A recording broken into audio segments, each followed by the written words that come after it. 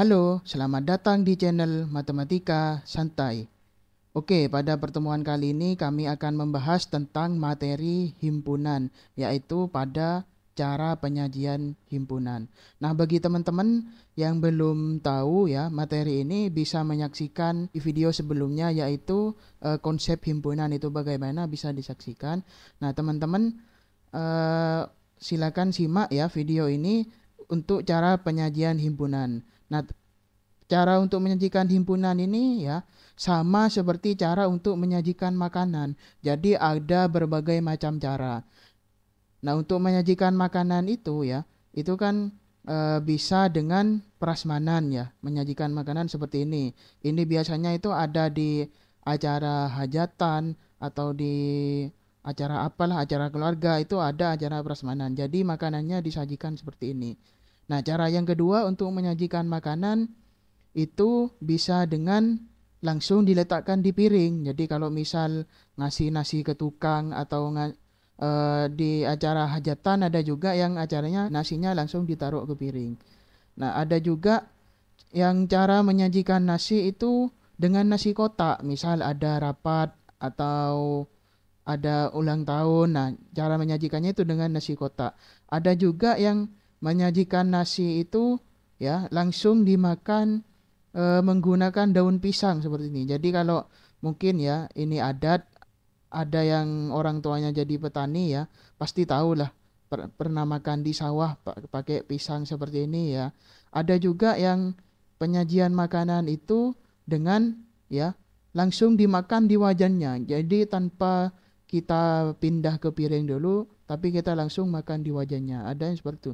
Jadi ada berbagai macam cara untuk menyajikan makanan. Nah, ini ya, semua ini adalah cara untuk menyajikan makanan. Sama seperti himpunan. Nah, untuk menyajikan himpunan ini ada tiga cara.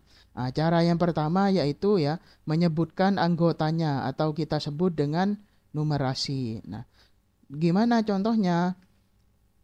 Contoh ya, ini adalah himpunan A. Himpunan A isinya itu 3, 7, dan 5. Nah, sedangkan ini adalah himpunan B. Himpunan B isinya itu 2, 3, 5, dan 7. Nah, sedangkan selanjutnya adalah himpunan C. Isinya itu A, I, U, E, dan O. Selanjutnya adalah himpunan D. Himpunan D itu isinya adalah titik-titik negatif 3, negatif 2, negatif 1, 0, 1, 2, 3, titik-titik. Nah, titik-titik ini maksudnya ya berlanjut ya. Berlanjut hingga ke angka yang tak terhingga. Nah, untuk menuliskan himpunan ya, saya ingatkan sekali lagi ya, ini ya, ini harus menggunakan huruf kapital ya dan dicetak miring. Nah, jadi miring dan kapital. Nah, sedangkan untuk awal dan akhir ya, awal dan akhir yang ini ya, awal dan akhir itu harus diberi tanda kurung kurawal. Kurung kurawal. Nah, selanjutnya yang kedua ya, cara menyajikan himpunan yang kedua dengan menuliskan sifat yang dimiliki anggotanya. Jadi menuliskan sifat yang dimiliki anggotanya. Contoh, tadi kan himpunan A itu isinya 3, 5, dan 7. Nah, gimana untuk menuliskan sifatnya? Jadi ya, A adalah himpunan semua bilangan ganjil yang lebih dari 2 dan kurang dari 9. Ya, jadi untuk menuliskan himpunan seperti itu ditulis seperti ini. Nah, selanjutnya bilangan yang B ini kan 2, 3, 5, 7. Nah, 2, 3, 2, 3, 5, dan 7 ini bilangan apa? Ini kan bilangan prima ya. 2, 3, 5, 7 prima. Nah, maka dari itu untuk menuliskannya ya, B adalah himpunan semua bilangan prima yang kurang dari 10. Nah, boleh kita kurang dari 8 atau kurang dari 9 terserah. Intinya kita menuliskan sifat dari bilangan yang ada di himpunan B ini. Nah, selanjutnya tadi kan di himpunan C itu ya, C isinya itu A, I, U, E, O. A, I, U, E, A, I, U, E, O ini kan adalah huruf vokal ya. Nah, maka dari itu ya, kita tuliskan di sini C adalah himpunan semua huruf vokal dalam abjad Latin. Nah, selanjutnya D ya. D ini kan ya dari 0 negatif 1 ya hingga tak terhingga ya. Dari 0 ke 1 ya.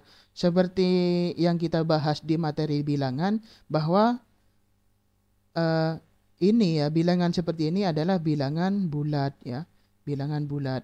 Nah, maka D ini ya, D itu adalah himpunan dari bilangan bulat.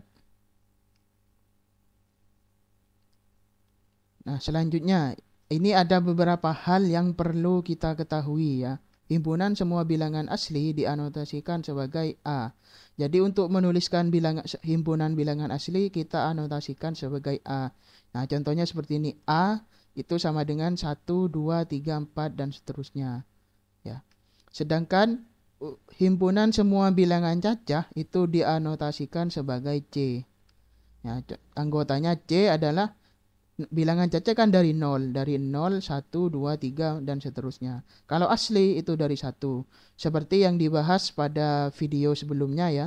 Kalau bilangan cacah dan bilangan asli itu sudah dibahas di video sebelumnya. Teman-teman mungkin ada yang masih belum paham, silakan disimak di video sebelumnya pada bab bilangan ya.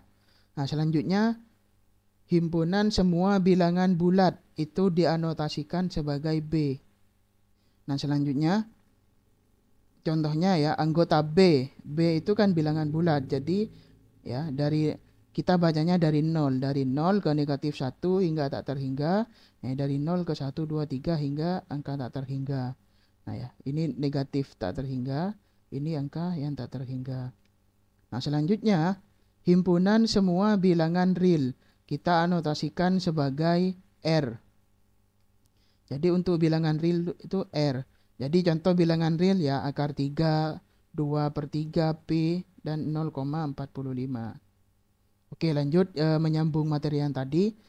Ya, cara menyajikan himpunan yang ketiga yaitu dengan notasi pembentuk bilangan. Nah, gimana maksudnya notasi pembentuk bilangan ini, Kak? Nah, jadi maksudnya itu ya, bentuk umumnya itu seperti ini. Jadi X ya, X, PX. Nah, X ini ya, X adalah anggota himpunan ya, anggota himpunan. Nah, sedangkan PX ini, PX adalah syarat yang harus dipenuhi untuk menjadi anggota himpunan. Nah, contoh ya. Contoh A ya, A ini adalah bilangan 1, 2, 3, 4 dan 5. Nah, untuk menuliskannya kita bisa menuliskan seperti ini. Jadi A ya, A itu sama dengan X ya, di mana X kurang dari 6 dan X adalah elemen dari bilangan asli. Ya, ini dibacanya di mana tanda seperti ini. X di mana ya. A adalah X di mana X kurang dari 6 dan X itu adalah elemen dari bilangan asli. Ya, jadi X ini kan bilangan yang kurang dari 6, bilangan asli yang kurang dari 6.